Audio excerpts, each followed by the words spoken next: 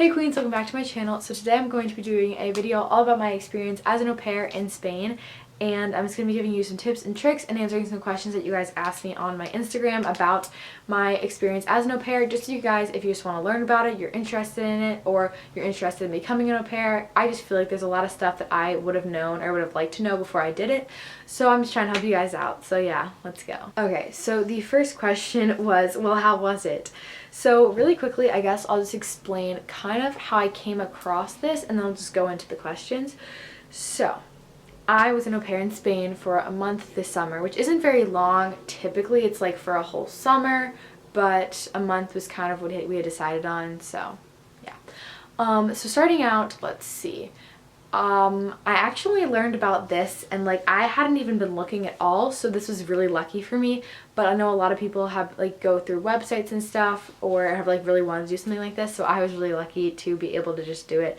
But it was actually Memorial Day weekend, I remember, because we were at my aunt and uncle's house when my Spanish teacher, who I love, she's literally the sweetest lady ever, we are bestest friends, and she had emailed me. And she basically said, we had talked about it in class before, but I wasn't actually thinking she was kind of like serious, because she mentioned, she was like, oh yeah, my cousin has two kids, he has twins, and he would love to have someone come next summer. And so I was like, oh, that'd be so cool. I think my family's going on a trip next summer. I don't want to tell you guys what it is, but I'm super excited about it. I just want to make sure that we're actually going before it. Beside the point. Anyway. And so we kind of like, I just thought it was like, oh, like that'd be really cool, what a great experience. But then she ended up emailing me, and she said, I talked to my cousin and he's very interested. He asked me if I could find someone, and if you're interested, I would love to tell him that you can do it, and like told me all this information and stuff like that. And basically said if I pay for my plane ticket, then they will pay me like a fixed amount, and then like for food and stuff like that.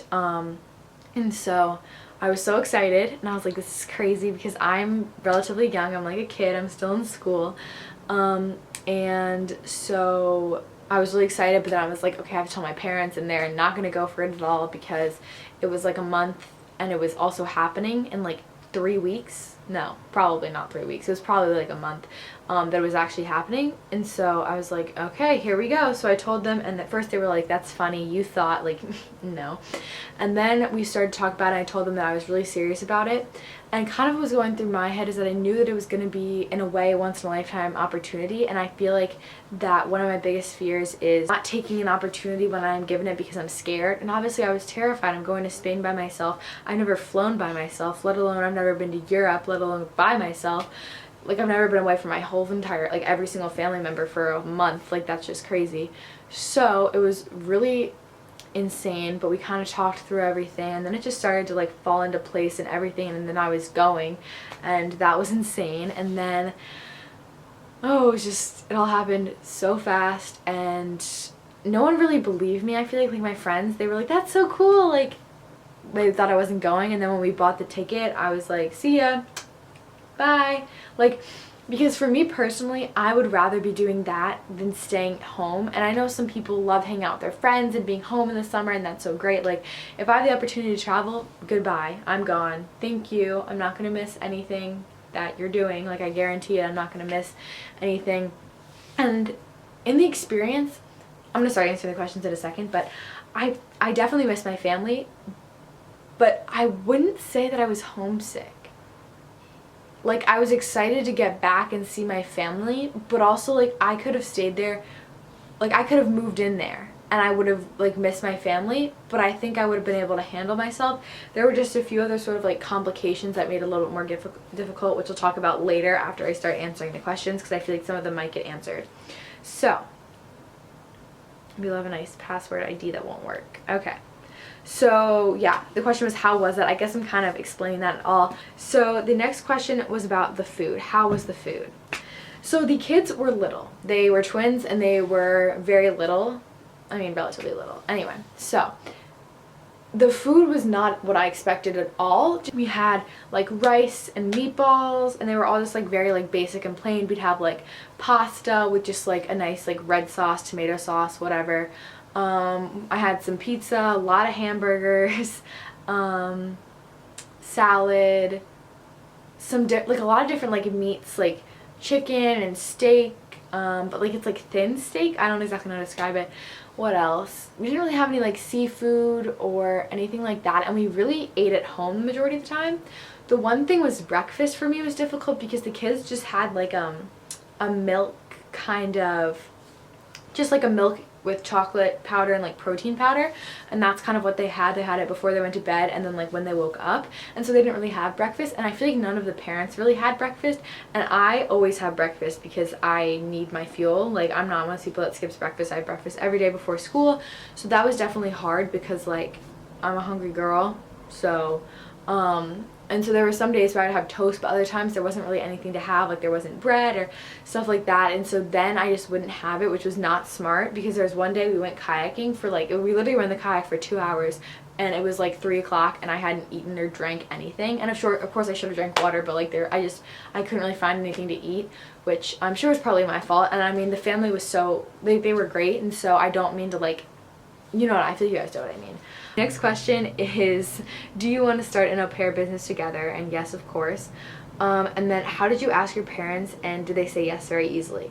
So I asked them, basically I just flat out like told them, and they know how much I love my Spanish teacher, and so like we obviously really trusted her a lot, and there was no reason like not to trust her. So that was definitely nice. And my mom and I went in to like talk to my Spanish teacher just to kind of like answer any questions, like kind of clear some stuff up, which was nice, and definitely just like I feel like comforting more for my mom, just so she knew like where I was gonna be, because obviously like no matter how old you are, like going into a situation like this where you really don't know anyone, and like just, you know. And so did they say yes easily? No, for sure not. It was definitely, I put a lot of my money into the plane ticket, and there was a lot of stuff that I like kind of had to talk out and agree to, and like we talked a lot, and just it was not easy, but in the end I went, so that's really all that matters. Was it hard to communicate with the family?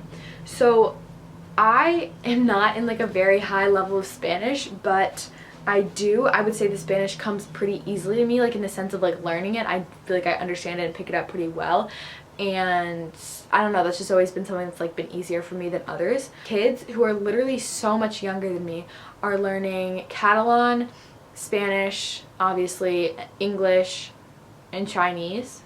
My Spanish was decent, and I felt like that I would be able to communicate with them to an extent, but parents and I mostly spoke English with each other, because they both spoke English fluently, which was amazing. And it was harder at the beginning, and it kind of got a little bit easier as I got more comfortable, and just a lot of stuff was like, I don't know, I more or less understood. It was just harder for me to like actually get it out, and like with the whole thing with like masculine and feminine and conjugating the verbs, it takes me longer to do in my head, obviously. But was there anything unique there? So I'm not exactly sure what this means. I mean, there's a lot of stuff that was different, but also it's like kind of just like living with a family. Every family just has their own little things that they do differently, which is always just interesting to like see. So it was definitely different. Everything was so much more beautiful there, I feel like, and also like all of the shops and cafes are so cute, and like it's just completely different than just driving down like a classic like main road in the United States versus in Europe, which I thought was, I just love Europe. Oh my gosh, I've literally been there for I've been there for a month in my whole entire life, and I'm in love with it. I've been to one country and I'm in love. I really want to do a Spain travel diary because it was just so beautiful, and I have so many clips from it, so I need to edit that, but it'll probably take a little bit. So yeah, that was basically what I was doing and why I was gone. I could have posted a video. I was just kind of just like working, you know. The days were long, and sometimes they felt like they took forever, but they had a pool in their backyard, which was really nice. And we played a lot of board games. This is kind of like the main like underlying message, I feel like, but if you just, this is like the biggest thing that I can recommend to you, and not even about like being an au pair in general, but just if you were given an opportunity that just go for it, because I feel like I knew that if I didn't do it, no matter how scared I was, no matter how nervous I was, no matter like whatever, I knew that I was gonna regret it, and I knew that would not be worth it, because I would beat myself up for so long for not taking that opportunity. And so I was like, you know what, girl, I need to do it. I'm gonna go for it. And it ended up being amazing, and it was totally worth it, but I just knew I couldn't live with myself if I like did it and I knew I would instantly regret it. So just keep that in mind. I feel like when you're making decisions, that's more of like a nice little life lesson, but whatever. And so I would say being an au pair, kind of like general tips, it's definitely takes a lot to get used to. Also, the first 3 days that I was there, I didn't eat or drink anything because I threw up like so many times. It was so awful. I don't know if it was jet lag, I don't know if it was something I ate, I don't know if it was like germs on the plane, whatever. It was not good, but I bounced back. And just kind of, I would say definitely be patient when being an au pair, and just try, like what I did is I brought a few little things for the kids. Like I brought them like a big bag of beads and like strings so we could make the bracelets, and we spent literally hours doing that. We went to the store and bought more beads and bracelet stuff. Bring like coloring books, bring like stuff like that, just like little arts and crafts projects, because that'll definitely keep them occupied. And also just ask a lot of questions about the kids and their routine, because I feel like that's very important, and make sure you can communicate with the parents to know exactly what they're looking for and what they want, because instead of like messing up or have them thinking you're doing one thing and you do the other and just like creating kind of like a conflict, instead just I would suggest like asking ahead. And also there's times you're going to be lonely, and I know I was, and I'm definitely one of those people that like I enjoy being by myself, so if I got a little bit lonely, then you know that's kind of crazy, but you're gonna be lonely and that's fine, but just enjoy everything about it, because it's gonna go by so fast and then you're gonna be home. But yeah, I just say communication is so important, and just keeping the kids entertained, and make sure that they know that you are technically in charge in a sense, and not really in a sense, you are in charge in most scenarios when you're with them. So just make sure that you sort of like, you want to be their friend, but at the same time you are like their guardian, not really guardian, but you know what I mean, like you're in charge of them and they're like your job. So just like keeping that in mind. And yeah, I feel like just have fun, enjoy it, and yeah, hopefully that was at all helpful. I don't really know if it was, but I just wanted to make that video and kind of tell you a little bit about what I was doing. Alright guys, so basically someone commented on one of my videos a question that they wanted me to answer in this video, but I'd already filmed the video, so I decided that I was just going to answer it on here. So the question was about what to pack / clothes for being an au pair, and it definitely just varies on where you're going. Hawaii, like bathing suits, and like depending on the season, like short, t-shirt, whatever. For me, I packed 2 pair of jean shorts, 3 nice shirts, 3 like Nike shorts, Lululemon shorts, things like that, 3 like t-shirts, maybe 5 t-shirts even, and like a t-shirt dress, just like very casual. And that's also, I talked to the family, I FaceTimed them, and that's what they said to bring. I also brought like sneakers, tennis shoes, and flip-flops. So I had like a nice variation, I guess, of like different things for different outfits. They also had a party. It was like an all-white party that they didn't inform me about, so I didn't have anything to wear to that. So like you might want to make sure that you ask them. Also, like if you're going somewhere it's gonna rain, a rain jacket. I'd bring a sweatshirt, and that's just about it. Like the like basics, because either you'll be doing the wash or your like host mom, I guess, will do the wash for me. She did the wash, but like I would have been happy to do it. So you don't need a ton of stuff, but also depending how long you're gonna be there, and like what exactly they want you to bring, it kind of like varies, but that's like the best answer I can give.